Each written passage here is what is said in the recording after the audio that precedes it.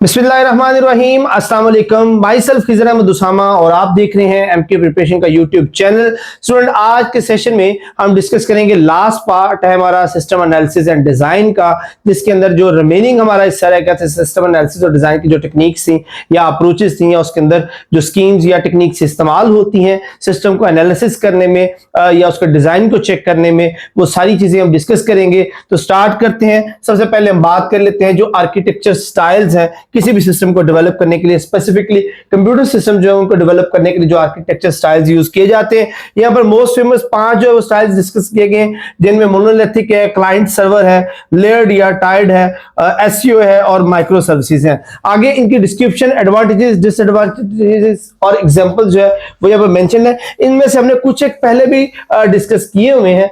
बड़ी सिंपल सी अप्रोचेस हैं और ये सबसे ज्यादा जो है वो इस्तेमाल किए जाते हैं। टॉप टू बॉटम में चलते हैं। सबसे पहले हमारे पास मोनोलिथिक आ जाता है। इसमें क्या होता है कि तमाम के तमाम कंपोनेंट्स जो है वो इंटीग्रेटेड होते हैं सिंगल कोड बेस के अंदर।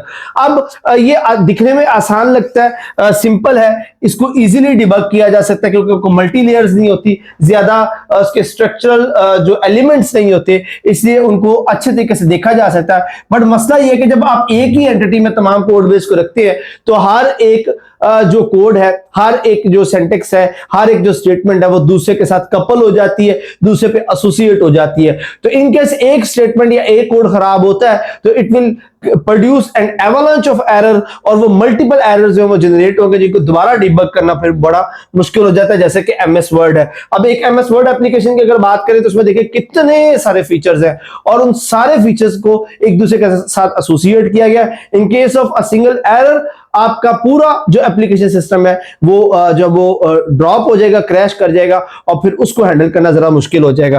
देन हमारे पास क्लाइंट सर्वर अप्रोच आ जाती है, स्टाइल आ जाता है। इसमें हम क्या करते हैं, divided into client, request and server. अब हम इसको डिवाइड कर देते हैं। क्लाइंट की रिक्वेस्ट जो है, क्लाइंट की रिक्वायरमेंट अलग कर देते हैं, सर्विसेज को अलग कर देते हैं। तो इस चीज में जो कंट्रोल है वो सेंट्रलाइज हो जाता है, इससे इसको हैंडल करना वो आसान हो जाता है। बट मसला इसके साथ ये है कि सर्वर जो बोटलनेक हो जाता है, ट्रैफिक ज्यादा होने की वजह से वो ओवरलोड हो जाता है, उसको बोटलनेक का इश्यू जो वो देखना पड़ता है, जैसे कि वेब ब्राउजिंग के अंदर। तीसरा हमारे पास लेयर्ड या टाइड स्टाइल है। इसमें ऑर्गेनाइज इनटू हायरार्किकल लेयर्स कि अब हम इसके अंदर जितनी भी जो कोड्स होते हैं या सीरीज है उनको हायरार्किकल व्यू में लेयर्स की सूरत में रखते हैं और उसमें जो कंसर्न्स और जो उसमें एक कपलिंग की जो पोजीशन है वो कम हो जाती है, एक दूसरे के ऊपर डिपेंडेंसी कम हो जाती है, इसलिए वो मेंटेनेबल है। बट इसमें परफॉर्मेंस जो है वो ओवरहेड हो जाती है। अब उसके बाद तीसरा आ जाता है एसईओ। इसके अंदर जो वो लूजली कपल्ड होते हैं, रीयूजेबल सर्विसेज इस्तेमाल की जाती हैं कि ज्यादातर एंटिटीज जो वो आइसोलेटेड होती हैं, वो अलग अलग जो है वो परफॉर्म कर रही होती है। In case of crash of any entity वो दूसरे पर उसका इफेक्ट मोस्टली जो है वो नहीं होता। बट ये एक कॉम्प्लेक्स सर्विस मैनेजमेंट बन जाती है क्योंकि आपने हर एंटिटी को इंडिविजुअली डील करना होता है। अच्छा जी, उसके बाद हमारे पास माइक्रो सर्विसेज आ जाती हैं। फाइनली ग्रांड इंडिपेंडेंट सर्विसेज होती हैं, टोटली आइसोलेशन होती है। हर सर्विस, हर स्टेटमेंट, हर कोड जो वो टोटली आइसोलेट होता है। और अगेन प्रॉब्लम इसके साथ वही है कि ये कॉम्प्लेक्स डिप्लॉयमेंट उसको मेंटेन करना जो वो जरा मुश्किल हो जाता है। ये थे कुछ आर्किटेक्चर स्टाइल सिस्टम डेवलपमेंट के। अच्छा, इसके बाद हम आ जाते हैं जी कपलिंग की तरफ कि कपलिंग क्या होती है। कपलिंग असल में measure of the independence between the modules, यानी कि जो मॉड्यूल डिफरेंट मॉड्यूल्स होते हैं उनकी आप एक दूसरे के ऊपर डिपेंडेंसी कितनी है। जितनी ज्यादा डिपेंडेंसी होगी उतनी वो टाइटली कपल्ड होंगे, जितनी डिपेंडेंसी कम होगी उतना वो लूजली कपल होंगे। जितनी कपलिंग लोअर होगी, डिजायरेबल होगी, उतना ही उसकी फ्लेक्सिबिलिटी और मेंटेबिलिटी जो है वो आसान होगी। आप सिंपली अंडरस्टैंड करें कि कपलिंग, ये अगर आपने फिंगर एक दूसरे के साथ टाई की है तो अगर ये लूज रहेंगे तो इसको मेंटेन करना या इसके अंदर फ्लेक्सिबिलिटी जो है वो ज्यादा होगी, विच मीन कि इसके अंदर आप जो कोड इंसर्शन है या इसके अंदर जो यूजर रिक्वायरमेंट है या फीडबैक है उसको इनकॉर्पोरेट करना आसान होगा। बट जितना ये क्लोजली पैक होगा उतनी उसकी फ्लेक्सिबिलिटी जो है वो कम होगी और उसमें चेंजेस लाना या उसको मेंटेन करना मुश्किल हो जाएगा। तो रिक्वायरमेंट ये होती है कि कपलिंग जो है वो कम से कम हो, डिपेंडेंसी जो है वो एंटिटीज की एक दूसरे के ऊपर कम से कम होनी चाहिए। अब इसकी जो वो 5 तरह की टाइप्स होती हैं: data coupling, stamp coupling, control coupling, common coupling और कंटेंट कपलिंग। डाटा कपलिंग में क्या होता है कि मॉड्यूल्स जो है वो कम्युनिकेट करते हैं वाया सिंपल पैरामीटर्स। ये बेस्ट प्रोसेस है। ये ऊपर से जो नीचे जा रहे हैं, ऊपर वाला सबसे बेस्ट है, नीचे वाला सबसे वर्स्ट है। इसके अंदर मॉड्यूल्स जो है वो सिंपल पैरामीटर्स के जरिए एक दूसरे के साथ कम्युनिकेट करते हैं, यानी कि उनको आइसोलेट करना जो वो आसान हो जाता है। स्टैम्प कपलिंग में क्या होता है, modules share composite data structure. Modules है वो एक दूसरे के दरमियान जो डाटा स्ट्रक्चर है वो ज्यादा शेयर करते हैं, जो उनकी कपलिंग को ज्यादा स्ट्रॉन्ग करता है, उनकी डिपेंडेंसी को बढ़ाता है। कंट्रोल कपलिंग में क्या होता है कि एक मॉड्यूल जो है वो दूसरे मॉड्यूल की जो लॉजिकल पैरामीटर्स है उसको कंट्रोल कर रहा होता है, यानी कि एक मॉड्यूल दूसरे को कंट्रोल कर रहा होता है।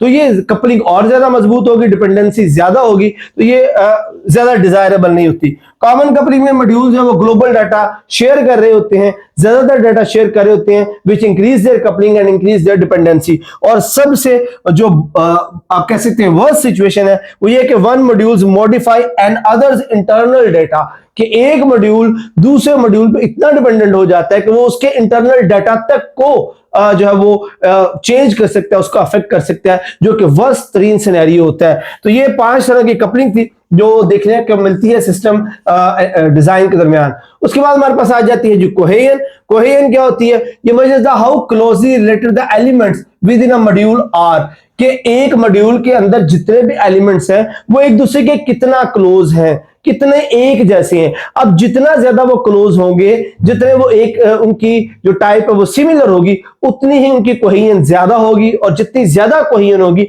उनकी परफॉर्मेंस भी उतनी ही बेटर होगी, क्योंकि वो एक दूसरे को सपोर्ट करेंगे। तो जो कोहेजन है इनमें सबसे जो बदतरीन कोहेजन है दैट इज कोइंसिडेंटल, या एलिमेंट्स आर टोटली अनरिलेटेड होते हैं, और ये सबसे वर्स्ट सिचुएशन होती है। उसके बाद लॉजिकल जो कोहेजन है इसके अंदर elements perform similar logical operation, के जो एलिमेंट्स है वो लॉजिकल ऑपरेशन जो वो एक जैसे परफॉर्म कर रहे होते हैं। टेम्पोरल जो कोहेजन है इसके अंदर elements executed at the same time, के जो एलिमेंट्स की एग्जीक्यूशन है होती तो डिफरेंट है बट उनकी एग्जीक्यूशन का जो टाइम है वो सेम होता है। प्रोसीजरल कोहेजन में के अंदर एलिमेंट्स जो है follow a sequence of steps, यानी कि दोनों एलिमेंट्स जो है वो सेम सीक्वेंस ऑफ स्टेप को फॉलो कर रहे होते हैं। कम्युनिकेशनल कोहेजन के अंदर elements operate on the same data, यहां पर सेम डेटा को वो यूज कर रहे होते हैं। सीक्वेंशियल के अंदर output of one is input to the next, ये बहुत बेहतर सिचुएशन होती है कि एक की जो आउटपुट है वो दूसरे की इनपुट के तौर पर काम करती है, ये नियर टू बेस्ट सिचुएशन होती है। फंक्शनल कपलिंग के अंदर all elements contribute to a single well defined function, ये सबसे बेस्ट टॉप मोस्ट कोहेजन है जिसके अंदर तमाम के तमाम एलिमेंट्स का जो गोल होता है, जो ऑब्जेक्टिव होता है वो सेम होता है, वो सेम ऑब्जेक्टिव के लिए एक दूसरे को सपोर्ट कर रहे होते हैं। उसके बाद है जी normalisation. Normalisation is a process of organising data to minimise redundancy and avoid anomalies. अब यहां पर 2 वर्ड इस्तेमाल किए गए हैं, रिडंडेंसी एंड अनोमलीज के। रिडंडेंसी क्या होती है कि अगर किसी डाटा सिस्टम के अंदर जो डाटा है वो रिपीट हो रहा हो, सिमिलर डाटा जो वो रिपीट हो रहा हो उसको हम रिडंडेंसी कहते हैं। अब उसका रिजल्ट क्या निकलता है कि जब सिमिलर डाटा बाद बार रिपीट होगा तो एक ही डाटाबेस के अंदर एक जैसा काफी सारा डाटा होगा जो उतनी ज्यादा स्पेस को ऑक्यूपाई करेगा। अब डाटा एक ही तरह का जितनी बार भी आप रिपीट कर लें उसका फायदा नहीं होगा, वो रिसोर्सेज को ज्यादा यूटिलाइज करेंगे, जिसकी वजह से जो ओरिजिनल जो डाटा है उसको रिसोर्सेज या जो मेमोरी है वो अवेलेबल नहीं होगी, जिसकी वजह से ओवरऑल परफॉर्मेंस जो है उस ब्लॉक की वो कम हो जाएगी। तो उसको रिमूव करना यानी कि उस रेपिटेशन को मिनिमाइज करना नॉर्मलाइजेशन कहलाता है। और उस रिडंडेंसी की वजह से जो एरर्स अराइज होते हैं हम उनको अनोमलीज कहते हैं। अब जितनी ज्यादा रिडंडेंसी होगी उतने ज्यादा अनोमलीज भी प्रोड्यूस होंगे, जितनी रिडंडेंसी कम होगी अनोमलीज भी उतने ही कम होंगे। तो नॉर्मलाइजेशन का जो प्रोसेस होता है उसकी कोशिश होती है कि डाटा के अंदर जो सिमिलरिटीज है, जो सेम डाटा जो है रिडंडेंट है पूरे डेटाबेस के अंदर उसको रिमूव किया जाए ताकि अनोमलीज जो है वो कम से कम हो। अब इसके बेनिफिट क्या होता है, रिडंडेंसी को एलिमिनेट किया जाता है, अपडेट अनोमलीज को प्रिवेंट किया जाता है और डाटा की इंटीग्रिटी को इंश्योर किया जाता है। अब इसमें 4 तरह की कंडीशंस हैं। First one is 1F। अब इसमें क्या होता है, एटॉमिक वैल्यूज होती है और कोई ग्रुप जो है वो आपस में रिपीट नहीं हो रहा होता। For example house number 10 street 5 city, यानी कि ये एक नॉन एटॉमिक रेपिटेशन है। उसके बाद 2NF है, इसके अंदर जो है वो एक टाइप जो है वो दूसरे पर डिपेंडेंट होती है, जैसे कि स्टूडेंट आईडी, कोर्स आईडी और फिर उसके बाद ग्रेड। अब जो कोर्स नेम है वो डिपेंड कर रहा होता है सिर्फ कोर्स आईडी पर, यानी कि ये दो चीजें जो एक, अब डिपेंडेंसी जो है वो अनोमलीज या रिडंडेंसी को भी इंडिकेट करती है, क्योंकि वो दोनों एक्चुअली जो डिपेंडेंट एलिमेंट्स होते हैं वो एक जैसा ही डाटा जो वो शेयर कर रही होती है, जो रिडंडेंसी का बायस बनता है। उसके बाद 3NF है जिसके अंदर दो चीजें जो है, जैसे कि स्टूडेंट आईडी जो डिपेंड कर रही है डिपार्टमेंट के ऊपर और डिपार्टमेंट डिपेंड कर रहा है एचओडी के ऊपर, तो ये ट्रांजिटिव डिपेंडेंसी है। उसके बाद BCN है, एवरीडे डिटरमिनेंसी है, जिनके कोर्स डिपेंड कर रहा है इंस्ट्रक्टर के ऊपर और इंस्ट्रक्टर डिपेंड कर रहा है कोर्स के ऊपर। तो इस तरह की चीजें जो वो अनोमलीज प्रोड्यूस करने का बायस बनती हैं और इनको मिनिमाइज करना जो वो नॉर्मलाइजेशन कहलाता है।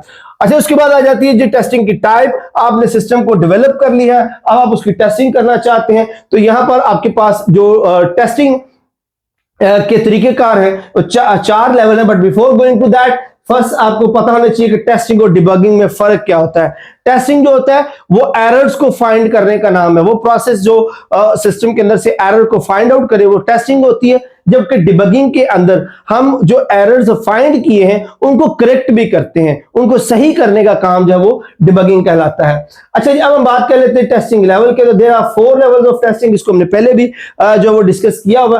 First one is unit testing, जिसके अंदर आप इंडिविजुअल मॉड्यूल्स को, इंडिविजुअल फंक्शंस को टेस्ट करते हैं और ये परफॉर्म किया जाता है बाय डेवलपर्स। देन आ जाता है हमारे पास इंटीग्रेशन टेस्टिंग, इसके अंदर जो वो कंबाइंड मॉड्यूल्स यानी कि सिमिलर मॉड्यूल्स जो एक ही ऑब्जेक्टिव के लिए काम कर रहे हैं उनको टेस्ट किया जाता है, it is also perform by the developer. Then आ जाता है जी सिस्टम टेस्टिंग, जिससे पूरा इंटीग्रेटेड सिस्टम को डेवलप किया जाता है and it is perform by the QAT quality assurance team. And in the last there is acceptance testing which is final testing by the customer, जो कस्टमर, कंज्यूमर या user जिसने request किया system को वो test करता है और इसको परफॉर्म जो यूजर करता है वो देखता है कि उसकी रिक्वायरमेंट या उसकी जो रिक्वायरमेंट सी या नीड सी उसको सिस्टम मीट कर रहा है या नहीं कर रहा। अब एक्सेप्टेंस टेस्टिंग जो फाइनल एंड टेस्टिंग होती है वो दो तरह की होती है, एक होती है अल्फा और बीटा। अब अल्फा और बीटा में फर्क क्या है? Alpha is at developers site, यानी कि डेवलपर्स अपनी साइट के ऊपर जो है वो एक कस्टमर के तौर पर उसको चेक कर रहा होता है। फॉर एग्जांपल, आपका एक ई कॉमर्स प्लेटफॉर्म है, आपने किसी से वो प्लेटफॉर्म परचेज किया, तो आप उस प्लेटफॉर्म को खुद से जो है वो चेक कर रहे हैं, ये आपकी अल्फा टेस्टिंग होती है। देन आप उस प्लेटफॉर्म को लॉन्च कर देते हैं, you are the owner of that platform, और आपका जो एंड यूजर है, कस्टमर जो उस प्लेटफॉर्म को यूज कर रहा है, तो वो जब उसको यूज करते हुए उसको जो प्रॉब्लम्स फेस आएंगी, उसकी जो एक्सेप्टेंस में प्रॉब्लम्स आएंगी, उसको हम जो है बीटा एक्सेप्टेंस टेस्टिंग कहते हैं। उसके बाद लास्ट में एक UAT टेस्टिंग भी है जो कि business scenarios, real business scenarios के लिए इस्तेमाल होती है। तो इस तरह ये 4 लेवल्स ऑफ टेस्टिंग है जिसके जरिए आप एक सिस्टम जो है उसकी एक्सेप्टेंस को चेक करते हैं। देन हमारे पास आ जाते हैं जी इंटीग्रेशन टेस्टिंग अप्रोचेस। ये 3 तरह की होती है integration testing approaches. One is top down, bottom up और सैंडविच और हाइब्रिड। जो टॉप डाउन अप्रोच है, जैसा कि नेम इसका सजेस्ट कर रहा है कि ये टॉप मॉड्यूल से स्टार्ट होता है और बॉटम तक आता है, और बॉटम अप अप्रोच की बात करें तो ये लोअर जो मॉड्यूल है वहां से स्टार्ट करता है और जो टॉप की तरफ जाता है, और हाइब्रिड जब वो इन दोनों का कॉम्बिनेशन होता है। तो इस तरह दोनों तरीकों से जो सिस्टम है उसको एनालाइज और टेस्ट करते हैं। ओके, फर्दर हमारे पास आ जाती है टेस्टिंग टेक्निक।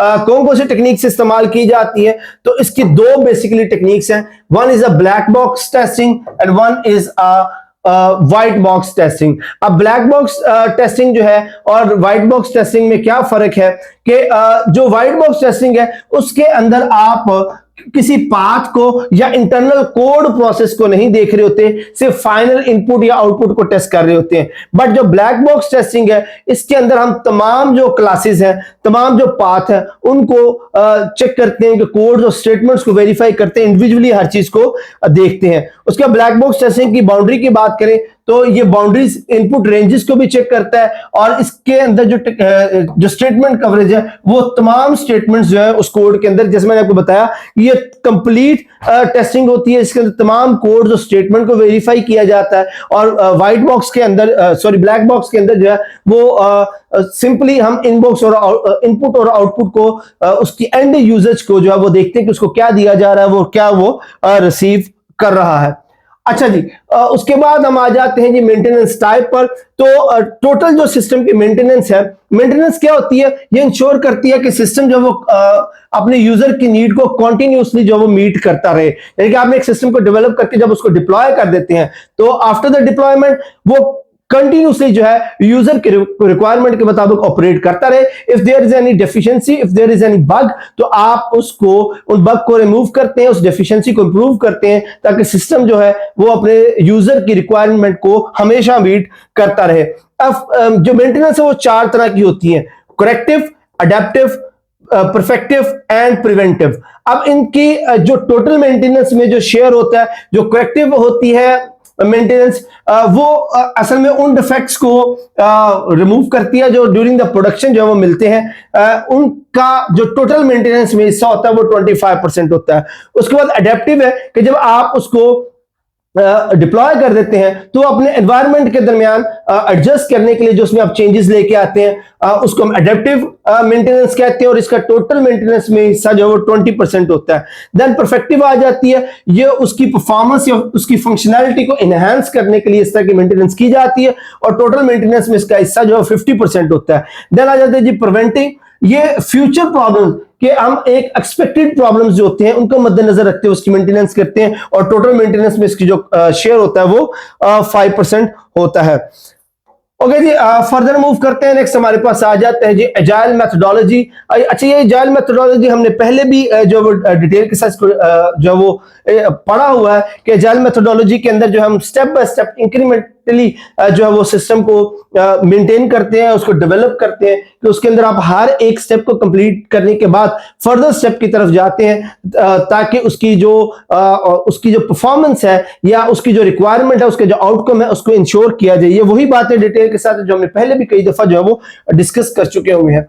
अच्छा, उसके बाद आ जाता है ये स्क्रम फ्रेमवर्क। ये असल में एक फ्रेमवर्क है फॉर द किसी भी सिस्टम को डेवलप करते वक्त एक फ्रेमवर्क है। उसमें क्या क्या चीजें होती हैं हम उनको जरा उनका ओवरलुक कर लेते हैं। सबसे पहले बात कर लेते हैं रोल्स की, कि इस पूरे फ्रेमवर्क में जो 3 की रोल्स हैं हम उनकी यहाँ पे बात करेंगे। First one is product owner. अब ये कौन होता है? जो वो स्टेक होल्डर्स हैं, वो मैनेजर हैं जो प्रोडक्ट को एक्चुअली ऑर्डर करते हैं या उसको आप कहने की डिमांड करते हैं किसी भी एजेंसी से। उसके बाद स्क्रम मास्टर आ जाता है। ये वो फैसिलिटेटर है जो इंपिडेंस को रिमूव करता है, जो डेडलाइंस को इंश्योर करता है, जो ये मेक श्योर करता है कि उसकी जो फिजिबिलिटी है वो परफेक्ट हो, अकॉर्डिंग टू फिजिबिलिटी जो वो डेवलपमेंट हो रही है। देन डेवलपमेंट टीम है, इसमें वो तमाम लोग शामिल होते हैं जो इस पूरे स्ट्रक्चर को डेवलप करते हैं, और इसकी अमूमन जो रेंज होती है 5 to 9 मेंबर्स होते हैं। उसके बाद आर्टिफैक्ट्स, कौन कौन सी चीजें इस्तेमाल की जाती है, तो उसमें प्रोडक्ट बैकलॉग है, ये prioritise list of the features होती है जो यूजर ने प्रोवाइड की होती है, जो उसको रिक्वायर्ड होती है अपने सिस्टम के अंदर। देन स्प्रिंट बैकलॉग है, ये वो आइटम है जो करंट स्प्रिंट के अंदर आप इस्तेमाल करने जा रहे हैं। और देन इंक्रीमेंट है, ये वो वर्किंग प्रोडक्ट है जो at the end of the sprint इस्तेमाल की जाती है। देन इवेंट्स है, इवेंट्स के अंदर सबसे पहले हमारे पास स्प्रिंट आ जाता है। ये टाइम बॉक्स इटरेशन है, और इसका जो टाइम बॉक्स है वो 2 to 4 वीक होता है, यानी कि इसके अंदर इतने टाइम के अंदर आपने जो कुछ डेवलप किया है आपने उसको इतने टाइम के बाद उसको एक बार चेक करना है, उसको इटरेट साइकिल में से गुजारना है।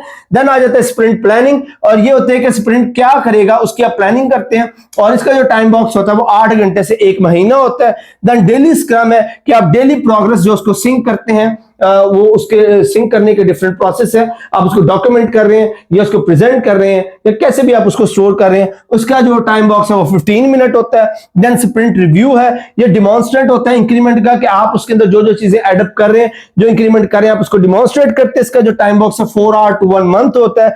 और देन स्प्रिंट रेट्रोस्पेक्टिव है, ये जो है वो प्रोसेस इंप्रूवमेंट जो है उसको इंकॉर्पोरेट करता है कि उसके प्रोसेसेस को आप कितना इंप्रूव कर रहे हैं, और इसका जो स्प्रिंट टाइम है वो 3 घंटे से लेकर 1 महीने तक हो सकता है। तो ये एक बेसिकली वो फ्रेमवर्क है जो सिस्टम की डेवलपमेंट के लिए इस्तेमाल होता है। इसमें डिफरेंट की रोल्स, जो इवेंट्स हो रहे हैं, जो आर्टिफैक्ट्स इस्तेमाल हो रहे हैं, वो सारे के सारे यहाँ पर मेंशन्ड है। देन हमारे पास आ जाता है जी क्लास डायग्राम रिलेशनशिप। ये वो रिलेशनशिप्स हैं जो क्लास डायग्राम्स में यूज होते हैं, और ये एक्सप्लेन करते हैं जो डिफरेंट एलिमेंट है किसी भी क्लास के अंदर वो किस तरह एक दूसरे के साथ एसोसिएट है। फॉर एग्जांपल यहाँ पर फर्स्ट हमने इस्तेमाल किया है जो रिलेशनशिप, दैट इज एसोसिएशन। इसका सिंबल जो एक स्ट्रेट लाइन है, और इसको हम पढ़ते हैं हैज अ रिलेशनशिप। जैसे स्टूडेंट टेक स्टूडेंट किसी कोर्स में इनरोल है तो student has a relation with that particular course. Then आ जाता है हमारे पास एग्रीगेशन। इसके लिए आप एक डायमंड जो एक लाइन के आगे लगा लेते हैं। ये whole part with an independent existence है। जैसे डिपार्टमेंट हैज प्रोफेसर, तो professor as a whole part is the part of any department. तो इसका जो रिलेशन ऐसे होगा कि एक एंटिटी कंप्लीटली जो है वो डिपेंडेंट या पार्ट है किसी दूसरी बड़ी एंटिटी का। देन हमारे पास आ जाता है ये कंपोजिशन। स्ट्रॉन्ग ऑनरशिप है, part can not exist without the whole, यानी कि एक पार्ट जो अपने होल के बगैर जो वो एग्जिस्ट नहीं कर सकता। इसके अंदर जो डायमंड है वो सॉलिड ब्लैक कलर में होता है। जैसे ऑर्डर कंटेन्स ऑर्डर आइटम्स कि यानी कि एक ऑर्डर में जो ऑर्डर आइटम्स है, अब ऑर्डर जो है वो आइटम्स के बगैर एग्जिस्ट नहीं करता और आइटम्स है बगैर ऑर्डर के एग्जिस्ट जो है वो नहीं करेंगे। उसके बाद जनरलाइजेशन है, इसके लिए हम एरोहेड ये ट्रायंगल विद द लाइन इस्तेमाल करते हैं। और ये इनहेरिटेंस है, उसको इज आ से हम उसको रिलेट करते हैं। जैसे स्टूडेंट इज अ पर्सन, ये उसकी इनहेरिटेंस, इसकी इंटरनल प्रॉपर्टी है। देन हमारे पास आ जाता है ये डिपेंडेंसी। डॉटेड लाइन के साथ एरो हेड है। One class uses another, जैसे class uses another as a parameter, यानी कि एक क्लास दूसरी क्लास को एज अ पैरामीटर जब वो इस्तेमाल कर रही होती है। तो ये कुछ क्लास डायग्राम रिलेशंस है जो कोड के अंदर डिफरेंट क्लासेस के दरमियान जो वो इस्तेमाल होता है। इसका ये यूज के जो डायग्राम है उसका एक रिलेशनशिप यहाँ पे आप देख सकते हैं। इसमें आप कंपोनेंट्स देखें कौन कौन से, एक्टर है, यूज केस है, सिस्टम बाउंड्री। अब एक्टर्स में क्या है कि एक एक्सटर्नल एंटिटी, एक कस्टमर है जो एटीएम को यूज करना चाह रहा है, और यूज केस क्या है, वो सिस्टम फंक्शनल है, यानी कि जो वो विड्रॉ करवाना चाह रहा है एटीएम के जरिए। और उसके बाद हमारे पास सिस्टम बाउंड्री क्या है कि रेक्टेंगल कंटिन्यू यूज केस कि उसके बाद ये जो विड्रॉल है वो एसोसिएट है with the validation of the pin. अगर वैलिडेशन ऑफ द पिन होती है देन विड्रॉ जो है वो पॉसिबल है। तो ये सिस्टम इंटरेक्शन का एक प्रोसेस है कि किस तरह एक सिस्टम दूसरे के साथ जो है वो रिलेटेड होता है। अच्छा जी, उसके बाद फर्दर मूव हम करते हैं, हमारे पास आ जाता है जी सीक्वेंस डायग्राम एलिमेंट्स के। इस डायग्राम के अंदर जो है वो रिलेशनशिप जो है वो सीक्वेंशियल होता है, यानी कि हर रिलेशनशिप दूसरे रिलेशनशिप के साथ सीक्वेंशियली जो है वो रिलेट कर रहा होता है। फॉर एग्जांपल इसमें भी आप एटीएम में आप देखें कि यूजर जो अपना कार्ड इंसर्ट करता है एटीएम में, तो एटीएम सर्वर के साथ उसको वैलिडेट करती है। अगर वो वैलिडेट हो जाता है देन वो यूजर को कमांड मिलती है अपना जो उसकी जो इनपुट एंटर करने के लिए कि वो कितने पैसे निकलवाना चाहता है। जैसे वो एंटर करेगा तो प्रोसेस होगा, प्रोसेस सक्सीड होने के बाद जो डिस्पेंस होगा। तो यू कैन सी कि 3 एंटिटीज आपस में डिपेंडेंट है और हर डिपेंडेंसी जो है वो जब तक वैलिडेट नहीं होती सीक्वेंस में अगला जो रिलेशनशिप है वो एग्जीक्यूट नहीं होगा। फॉर एग्जांपल ये अगर इंसर्ट वाला जो यूजर और एटीएम के अंदर जो रिलेशन है ये वैलिडेट किसने करना है, जो एटीएम और सर्वर के दरमियान रिलेशन है। अब जब तक ये रिलेशन वैलिड नहीं होता नेक्स्ट रिलेशन जो है वो एग्जीक्यूट नहीं होगा। तो इसको हम सीक्वेंस डायग्राम कहते हैं जिसमें हर एलिमेंट सीक्वेंशली दूसरे एलिमेंट के साथ जो है वो डिपेंडेंट होता है। उसके बाद हमारे पास प्रोजेक्ट मैनेजमेंट आ जाती है जिसमें हम दो चीजें जो है पीईआरटी और सीपीएम इसको स्टडी करेंगे। पीईआरटी के लिए आप इसको कैसे टाइम एस्टिमेशन, जिसमें हम कह सकते हैं कि प्रोजेक्ट की जो टाइम एस्टिमेशन है या डिलेज है आप उसको कैसे कैलकुलेट करेंगे इन शॉर्ट। तो पीईआरटी इज ये जो एब्रीविएशन है प्रोग्राम एवेल्युएशन रिव्यू टेक्निक, कि प्रोग्राम की एवेल्युएशन का टाइम एक्चुअली कितना होगा। इसमें हम 3 वर्ड जो है वो इस्तेमाल करते हैं। OMP, O means optimistic time, M is most likely time and P is pessimistic time. अब आपने जो एक्सपेक्टेड टाइम है वो कैसे निकालना है, इस फॉर्मूले को इस्तेमाल करते हुए O + 4M + P / 6। अब इसके जरिए जो एक्सपेक्टेड टाइम है वो आप निकाल सकते हैं। अब एक्सपेक्टेड टाइम के लिए आप फॉर एग्जांपल आपके पास एक टास्क है, उसका जो ऑप्टिमिस्टिक टाइम है वो 2 डेज है और उसका जो मोस्ट लाइकली टाइम है वो 3 डेज है और पेसिमेटिक जो टाइम है वो उसका 5 डेज है। अब ये OMP की वैल्यूज अगर आप पुट करते हैं तो आपके पास जो वैल्यू आएगी एक्सपेक्टेड टाइम जो उसका आ जाए वो कितना आ जाएगा 3.17 डेज। और उसकी जो वेरिएंस है यानी कि उसमें डिले कितना पॉसिबल है, कितना वो टाइम प्लस या माइनस हो सकता है, उसका फार्मूला हमारे पास ये गिवन है। जब आप इसमें वैल्यूज पुट करते हैं तो 0.25 वेरिएंस आ जाती है, यानी कि क्वार्टर ऑफ अ डे वो ये जो टाइम है वो डिले हो सकता है या लेट हो सकता है या जल्दी आ सकता है। हमारे पास 3.17 डे उसका एक्सपेक्टेड टाइम आ गया उसकी कंप्लीशन का, और 0.25 डे यानी कि क्वार्टर डे जो है वो हमारे पास आ गया कि वो या ज्यादा लग सकता है या कम लग सकता है। तो इस तरह आप जो एस्टिमेटेड टाइम है वो निकाल सकते हैं और इसको हम कहते हैं पीआरटी यानी कि प्रोग्राम एवेल्युएशन रिव्यू टेक्निक। दूसरी तरफ हमारे पास आ जाता है क्रिटिकल पाथ मेथड। अब उसमें आप क्या करते हैं, आप इसमें दो चीजें इस्तेमाल करते हैं, क्रिटिकल पाथ और स्लैक या फ्लोट। अब ये होता क्या है, उसके लिए आप इस एग्जांपल को समझे। आपके पास एक टास्क है ए बी एंड डी और आगे उसका टाइम लिखा हुआ 3 4 एंड 2, उसके बाद ए सी और डी इसका भी टाइम लिखा हुआ है। अब पाथ्स क्या पॉसिबल है, उसके लिए आप इनको आपस में माइनस करते हैं तो 9 डेज जो है वो जो मैक्सिमम उसका पाथ है जिसमें ये टास्क जो है वो कंप्लीट हो सकते हैं। और स्लैक के लिए आप क्या करेंगे, सॉरी दूसरा जो आपका क्रिटिकल पाथ निकालने के लिए आप उनको एडअप कर दें। तो जब आप एडअप करेंगे तो क्रिटिकल पाथ क्या आ जाएगा 10 डेज, यानी कि मिनिमम टाइम ये मैक्सिमम टाइम और दोनों को आप जो है वो माइनस कर दें तो जो आपका डिले टाइम आ जाएगा। इस टेक्निक को हम क्रिटिकल पाथ मेथड बोलते हैं और इसके जरिए आप मिनिमम और मैक्सिमम एक्सपेक्टेड टाइम जो है वो कैलकुलेट कर सकते हैं और उसमें कितना डिले आ सकता है उसको भी कैलकुलेट किया जा सकता है। तो प्रोजेक्ट मैनेजमेंट के जो टाइम एलोकेशन के लिए आप ये जो दो टेक्निक है PERT और CPM इसको इस्तेमाल कर सकते हैं। उसके बाद हमारे पास आ जाती है जी केस टूल। अच्छा, अब केस क्या है, केस जो एब्रिविएशन है कंप्यूटर एडेड सॉफ्टवेयर इंजीनियरिंग। अब हम इसके एक टूल इस्तेमाल कर रहे हैं प्रोजेक्ट मैनेजमेंट के लिए जिसको हम कंप्यूटर एडेड सॉफ्टवेयर इंजीनियरिंग या केस कहते हैं। ये असल में एक सॉफ्टवेयर या एप्लीकेशन है जो ऑटोमेट SDL यानी कि सॉफ्टवेयर डेवलपमेंट जो लाइफ साइकिल है उसकी एक्टिविटी को मॉनिटर करता है। अब कंप्यूटर एडेड जो टेक्निक है उसको हम केस कहते हैं। अब इसकी जो क्लासिफिकेशन है वो 3 हिस्सों में की गई है, अपर केस, लोअर केस और इंटीग्रेटेड केस या इंटीग्रेटेड केस या आई केस भी इसको कहते हैं। अब अपर केस क्या होता है, इसमें आप प्लानिंग एनालिसिस और डिजाइन करते हैं। जो प्लानिंग एनालिसिस और डिजाइन को ये जो सॉफ्टवेयर है अपर केस वो प्लानिंग एनालिसिस और डिजाइन को सपोर्ट करने के लिए इस्तेमाल होता है। लोअर केस जो है वो उस प्लानिंग की या उस डिजाइन की इंप्लीमेंटेशन उसकी टेस्टिंग और मेंटेनेंस के लिए इस्तेमाल किया जाता है। और जो इंटीग्रेटेड केस है या आई केस है वो तमाम SDLC को जो है वो मॉनिटर करता है। तो ये 3 तरह की जो केस टूल्स इस्तेमाल की जाती हैं पूरे प्रोजेक्ट को या पूरे सिस्टम की डेवलपमेंट को जो है वो ओवरलुक करने के लिए या उसको हैंडल करने के लिए। अब इसके बेनिफिट्स क्या है, एक तो प्रोडक्टिविटी इंक्रीज हो जाती है, बेहतर तरीके से जो वो प्रोग्राम जो है वो बढ़ता है आगे की तरफ, उसकी क्वालिटी बेहतर हो जाती है, उसकी डॉक्यूमेंटेशन बेहतर हो जाती है और डिजाइन में कंसिस्टेंसी आ जाती है। तो हम इसके अंदर एक्चुअली टेक्नोलॉजी को इस्तेमाल कर रहे होते हैं सिस्टम के डिजाइन के लिए। तो ये एक बहुत इंपॉर्टेंट टूल है फॉर द मेंटेनेंस और for the analysis. So that's it for the session. यहां तक जो सिस्टम एनालिसिस एंड डिजाइन से रिलेटेड जितनी भी टर्मिनोलॉजीज थी, जो भी अप्रोचेस थी, टेक्निक्स थी, फॉर्मूलाज थे, वो सारी की सारी हमने डिस्कस की। उम्मीद है ये लेसन जो है वो आपके लिए बहुत बेनिफिशियल रहा होगा। अगर कहीं पर कोई भी कंफ्यूजन हो, कोई सवाल हो आपके ज़हन में तो जरूर कमेंट सेक्शन में बताइएगा। आपका फीडबैक हमारे लिए बहुत वैल्यूएबल है। जब तक आप फीडबैक नहीं देंगे तो हम अपने सिस्टम को, अपने लेसन्स को या हमारा जो प्लान होता है हम उसको ज्यादा जो इंप्रूव नहीं कर पाएंगे। तो अपना फीडबैक, अपने जो क्वेश्चंस हैं या क्यूरीज हैं उनको कमेंट सेक्शन में जरूर दीजिएगा। Thank you so much. Allah Hafiz.